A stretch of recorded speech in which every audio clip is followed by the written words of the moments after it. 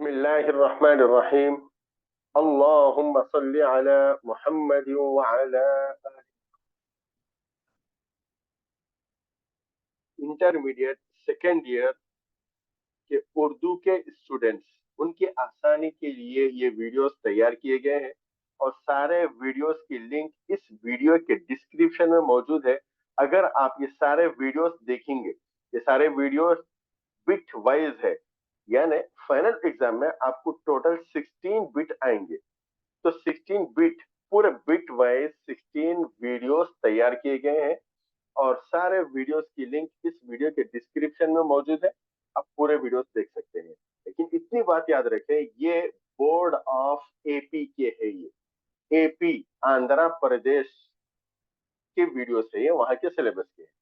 तो चलिए शुरू करते हैं। बिट नंबर 12, जेल में से किसी 5 की तारीफ करते हुए मिसालें दीजिए। और ये 10 मार्क्स की बिट है। ये ग्रामर है, कवायद। कवायद कायदे की जमा है। किसी भी जबान को उसके उसूल व जवाबित के मुताबिक इस्तेमाल करने के कुछ कायदे होते हैं। अगर कवायद की रियायत की जाए तो जबान मेयारी होगी, वरना जबान का मेयर बिगड़ जाएगा। और उर्दू कवायद में इस्म, फेल, सिफत, जमीर, इल्म बयान और इल्म अरूज और सर्फ व नहव से बहस की जाती है। यानी इसमें सवाल आएंगे, कवायद की तारीफ करें, सर्फ की तारीफ करें, जमीर की तारीफ करें। तो आपको ये पूरे तारीफात याद करने होंगे तो आंसर लिखने में आसानी होगी। उसके बाद नहू की तारीफ देखें। यहाँ पे नहू किसको कहते हैं? बातचीत या जुमले में अल्फाज का एक दूसरे से और जुमलों का बाहमी ताल्लुक हो कहलाता है। नहू किसको कहा जाता है? इतनी तारीफ है। हर चीज की तरह लफ्जों का भी जाहिर और बातिन होता है। जाहिर का ताल्लुक सर्फ से है, जिससे सर्फ सिर्फ सूरत की तब्दीली का जिक्र होता है, और अल्फाज का बातिन से। इसका मफहूम और माना है जिसकी बहस नहू में की जाती है। इसमें ज्यादातर बहस लफ्ज के बातिन यानी उसके माने के लिहाज से होती है। ये थी नहू की तारीफ। बस इतना भी लिखे तो काफी हो जाएगा इंशाल्लाह। साबिक़े और लाहिक़े किसे कहते हैं? साबिक़े लाहिक़े। साबिक़े देखिए, साबिक़े ऐसे हुरूफ जो किसी बामाना लफ्ज के शुरू में लगाने से मुरक्कब लफ्ज बन जाता है, इन्हें साबिक़ा कहते हैं। जैसे अन, अन है ये, इन नहीं, अन, बा, बे, ना वगैरह। अन, अन की मिसाल देखें, ये अन की मिसाल है। अनपढ़, ये अन अलग है, पढ़ अलग है। लेकिन पढ़ से पहले अन लगा दिए तो ये दो लफ्ज मिलके एक लफ्ज बन गया, अनपढ़। और ये एक है अनगिनत, अनगिनत। ये एक है अनमोल, अनमोल। और उसके बाद ये वर्ड है अनदेखा, अनदेखा, देखे बगैर। अनमट या अनमिट वगैरह। और बा की मिसालें क्या है? बा अदब, अदब अलग लफ्ज है, बा अलग है। इन दोनों को मिलाया जाए तो बा अदब हो गया। उसके बाद बा कमाल, बा अलग है, कमाल अलग है, तो बा कमाल। बा माना, बा माना, बा मकसद, बा इज्जत वगैरह। बे, बे की मिसाल है और एग्जांपल क्या है? बेअदब, बेखौफ, बेजबान, बेबाक वगैरह।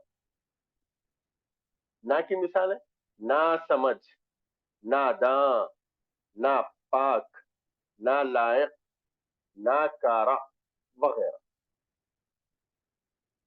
तो साबिका किसको बोलते हैं? जो किसी बामाने लफ्ज के स्टार्टिंग में लगाया जाए।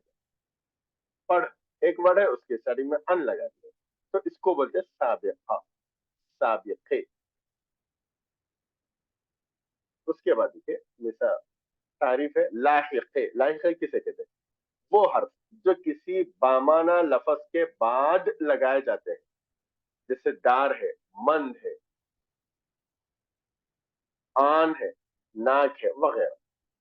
यानी ये लफ्ज लाहिक़े माने आखिर में लगाया जाना। जैसे दार है, इसकी मिसाल माल दार, आखिर में आ जाएगी लफ्ज के बाद। वफादार, किराया दार, जान दार, ईमान दार। उसके बाद है मन, अकल मंद, देखिए ये मन आखिर में आ रहा, दौलत मंद, ख्वाहिश मंद, गैरत मंद, होश मंद। दान, पान दान, गुल दान, चाय दान, अतर दान, तोशा दान, तोशेदान। नाक के एग्जाम्पल, खतरनाक, दर्दनाक, इबरतनाक, खौफनाक, अफसोसनाक। मुहावरे, दो या दो से ज्यादा लफ्जों का मजमुआ जो हकीकी माने के बजाय मजाजी माने में इस्तेमाल किया जाए, मुहावरा कहलाता है। यानी दो या दो से ज्यादा लफ्ज है, उनका ग्रुप है, मजमा माने ग्रुप है, लेकिन वो अपने असल माने में इस्तेमाल ना हो, असल माने में ना हो, बल्कि मजाजी मजाजी माने में इस्तेमाल हो, उसे कहते हैं मुहावरा। बस ये मजाजी किसे कहते हैं, बस इतना समझे, अपने असल माने में ना हो कि दूसरे माने में इस्तेमाल हो, उसको कहते हैं मुहावरा। मुहावरा एक दो दिन में नहीं बनता, बल्कि इसमें अहले जबान की बरसों की मेहनत पोशीदा होती है। देखो तारीफ तो इतनी ही है, उसके बाद उसकी वजाहत कर रहे हैं। वजाहत जरूरी नहीं है, आप इतना भी लिख दे तब भी काफी है। मुहावरों को जो का तो इस्तेमाल करना चाहिए, यानी जैसा वो मुहावरा है उसी तरह इस्तेमाल करना चाहिए। मुहावरे जबान के हुस्न को निखारते हैं, यानी और खूबसूरती पैदा करते हैं, और बात बलीग अंदाज में खारी तक पहुंचती है। बलीग अंदाज, अच्छे अंदाज में। तो ये थी मुहावरे का डिफिनेशन, तारीफ। उसके बाद मुतजाद। मुतजाद, मुतजाद किसको कहते हैं, इसकी डेफिनेशन क्या है, वो अल्फाज जो माने में एक दूसरे की जिद हो, उन अल्फाज को मुतजाद कहते हैं। इन्हें मुतजाद अल्फाज कहते हैं। अपनी बात को दिलचस्प बनाने के लिए इनका इस्तेमाल किया जाता है। मिसाल के तौर पर इन जुमलों को गौर से पढ़े आप। नंबर एक, तिजारत में नफा व नुकसान तो लगा रहता है। नफा और नुकसान ये मुतजाद है, यानी नफा अलग है, नुकसान अलग है, दोनों अपोजिट है। हार जीत खेल का हिस्सा है। हार अलग है, जीत अलग है, लेकिन दो जिद मुतजाद है, ये एक जुमले में इस्तेमाल किए जाते हैं। थर्ड वन, इंसान का जाहिर बातिन एक होना चाहिए। इन जुमलों में नफा नुकसान, हार जीत, जाहिर बातिन मुतजाद अल्फाज है। चंद मुतजाद अल्फाज इस तरह होते हैं, चांद सूरज, जमीन आसमान, अव्वल व आखिर, आगाज व अंजाम, रातो दिन, हलाल व हराम, दीन व दुनिया, दोस्त व दुश्मन, कदीम व जदीद, सुबह व शाम। ये था यहाँ पे। उसके बाद है मुतरादिफात। मुतरादिफात किसको कहते हैं, वो अल्फाज जो माने में एक दूसरे से मिलते जुलते हैं, उन्हें मुतरादिफ अल्फाज कहते हैं। जुमलों में जोर पैदा करने के लिए मुतरादिफ अल्फाज का इस्तेमाल किया जाता है। मिसाल के तौर पर इन जुमलों को और से पढ़े। नंबर एक, इत्तेहाद और इत्तेफाक से ही कौम तरक्की करती है। इत्तेहाद और इत्तेफाक दोनों के माने एक ही है, लफज अलग अलग है लेकिन माने एक है, उसको कहते हैं मुतरादिफात। लफज अलग लेकिन माने एक। नंबर दो, माशूक हमेशा रंजो गम में मुब्तला रहता है। रंजो गम दोनों के माने मुश्किल, परेशानी है, तकलीफ है, लेकिन रंज लफ्ज अलग है, गम लफ्ज अलग है। नंबर तीन, इनकी जिंदगी ऐशो आराम में गुजरी है। ऐशो आराम, ऐश अलग लफ्ज है, आराम अलग लफ्ज है, लेकिन दोनों के माने एक ही है। इन जुमलों में इत्तेहाद इत्तेफाक, रंजो गम, ऐशो आराम मुतरादिफात है। मुतरादिफ अल्फाज, मुतरादिफ की जमा मुतरादिफात है। चंद मुतरादिफात इस तरह है, शान व शौकत, हुस्न व जमाल, इश्क व मोहब्बत, मैल व मेलाप, सनअत व हिरफत या सिनअत व हिरफत, होश व हवास, खत व किताबत, अजीब व गरीब, गर्द व गुबार वगैरह।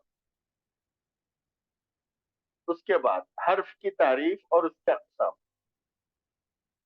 اردو میں چند حروف ایسے ہیں جو اکیلے معنی نہیں دیتے، مگر جب وہ کسی لفظ کے ساتھ مل جاتے ہیں تو وہ معنی دار بن جاتے ہیں. مثال کے طور پر یہ دیکھیں، میں، نہیں سوری، میں نہیں، میں، سے، تک، پر.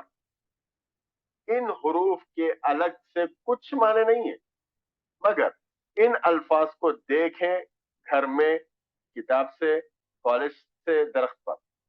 یہاں یہ حرف دوسرے لفظ سے مل کر معنی دار ہو گئے، یعنی جس کے معنی سمجھ میں آ رہے ہوں. اس طرح وہ الفاظ ہیں جو دو یا دو سے زیادہ اسموں یا جملوں کو آپس میں جوڑنے یا پیدا کرنے کے لیے لکھے جاتے ہیں. مثال کے طور پر کالج کو ادب سے جاؤ، کلاس کی صفائی کا خیال رکھو، مسجد میں خاموش رہو. اس میں دیکھو، کالج کو ادب سے، کلاس کی صفائی کا، مسجد میں. تو یہ ورڈ ایسے ہیں جس سے کلام کے اندر خوبصورتی پیدا کی جاتی ہے. ان کو کہتے ہیں حرف. اس کے بعد ہے حرف ربط. پھر حرف میں بھی کئی قسم کے حرف ربط. وہ حرف ہے جو ایک لفظ کو دوسرے سے تعلق قائم کرے، انہیں حرف ربط کہتے ہیں. یعنی دو حرفوں کا آپس میں جوڑ کر دے اسے حرف ربط کہتے ہیں. مثلا میں، سے، پر، تک، کو، کا، کی وغیرہ. مثال، بچے میدان میں کھیل رہے ہیں، میں کالج کو جا رہا ہوں، کو، میں، اکبر رفیق کا بھائی ہے. یہاں میں، کو، کا حرف ربط ہے. اس کے بعد حرف عطف. وہ حروف ہیں جو دو لفظوں یا جملوں کو آپس میں جوڑتے ہیں، اس کو حرف عطف کہتے ہیں. مثلا اور، وہ، مگر، لیکن، پھر وغیرہ. یہ حرف عطف ہے، یہ دو لفظوں کو جوڑتے ہیں. حرف ربط دو لفظوں کو جوڑتا ہے اور حرف عطف دو سینٹنس کو جوڑتا ہے، یا دو لفظ سینٹنس یا دو حرفوں کو جوڑتا ہے. مثال، استاد اور شاگرد. ہاں، وہاں گیا مگر احمد نہیں تھا. لکھ لو، پڑھ لو، یہاں اور مگر، پھر وغیرہ حرف ربط. اس کے بعد ہے حروف تہذیز. وہ حرف جو جملے میں کسی پہلو پر زور ڈالنے کے لیے استعمال ہوتے ہیں.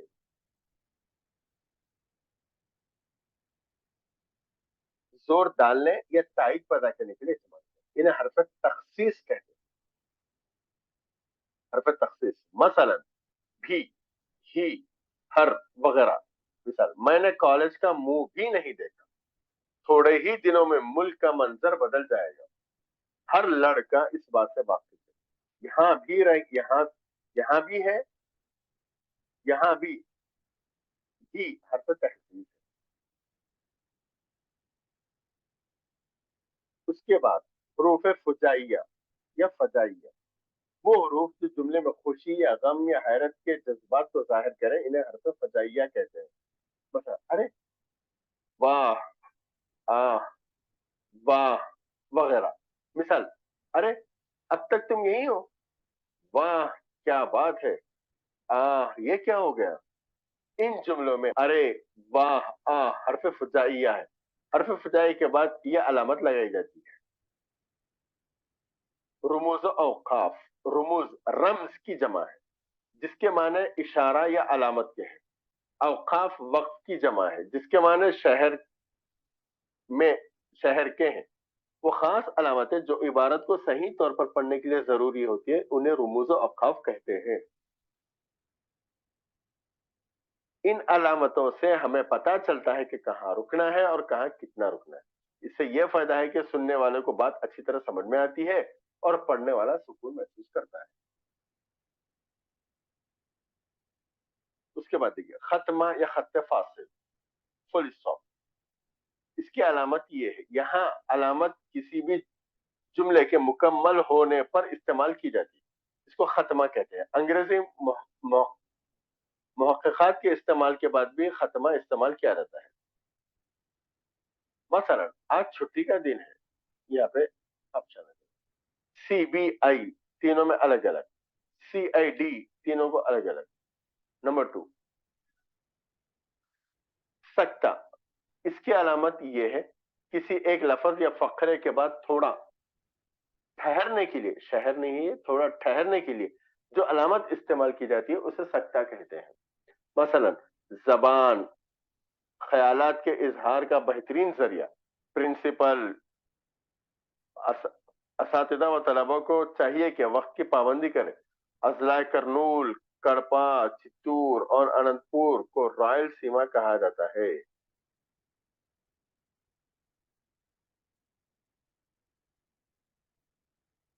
वक्फा, इसकी अलामत ये है सकते से थोड़ा ज्यादा ठहरने की जगह ये अलामत इस्तेमाल होती रहती है। मसलन जो जागेगा सो पाएगा, जो सोएगा वो खोएगा। शाबाश, इसी तरह कामयाबी हासिल करते रहो। यहाँ पे देखिए, ये सेमीकोलन कहा जाता है इसे। यहाँ पे देखिए नंबर 4 राब्ता, इसकी अलामत ये है किसी शख्स या बात की तफसील बयान करने से पहले उसका निशान इस्तेमाल किया जाता है। मिसाल सच है क्या वक्त गया, वक्त फिर आता नहीं। इस दिन का हाल सुनो, 9 बजे का वक्त था, कॉलेज की घंटी बजी, अचानक बारिश शुरू हो गई। क्या खूब सौदा नकद है, इस हाथ दे और उस हाथ ले।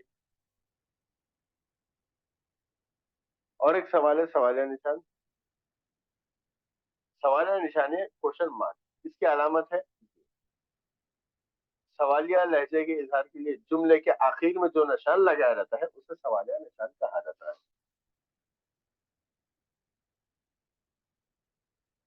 ये क्या है, आप कौन है, कौन सी जमात में पढ़ते हो।